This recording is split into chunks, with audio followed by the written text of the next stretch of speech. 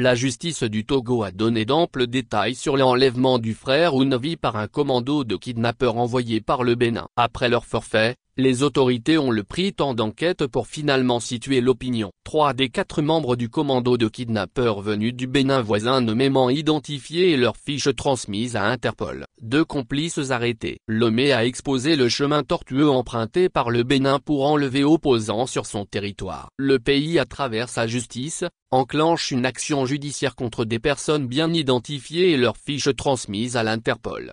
L'opposant Ounavi kidnappé déféré en prison au Bénin en attendant que son procès ne s'ouvre ce 7 octobre 2024. Steva Moussou dit frère Ounavi a été enlevé avec des complices. Parmi les complices, une esthéticienne béninoise installée au Togo et un conducteur de taxi-moto, togolais. Les autres ravisseurs, de nationalité béninoise, sont sous le coup d'un mandat international. Dans ce dossier, la justice annonce l'arrestation de 2 personnes, l'esthéticienne qui a joué le rôle d'appât et le conducteur de taxi-moto.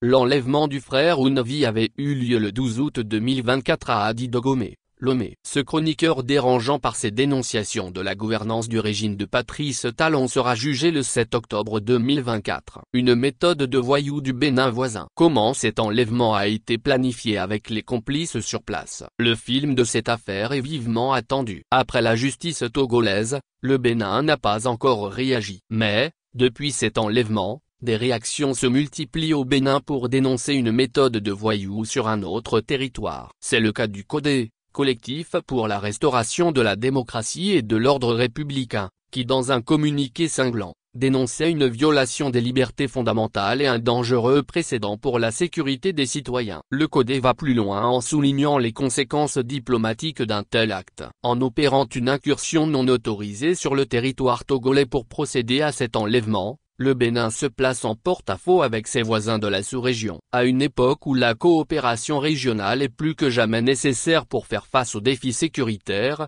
cette action risque d'isoler le pays sur la scène internationale, compromettant ainsi les alliances stratégiques si précieuses pour la stabilité régionale. Selon l'ordre des avocats, les règles élémentaires qui encadrent les poursuites pénales n'ont pas été respectées. D'abord, aucune convocation n'a été adressée à l'intéressé. Ensuite, les autorités béninoises auraient dû, dans le cas d'un citoyen résidant à l'étranger, émettre un mandat d'arrêt en bonne et due forme, solliciter l'aide des autorités togolaises pour l'extradition. Or, les faits rapportés témoignent d'un mépris total pour ces procédures, transformant une interpellation légale en une opération quasi clandestine.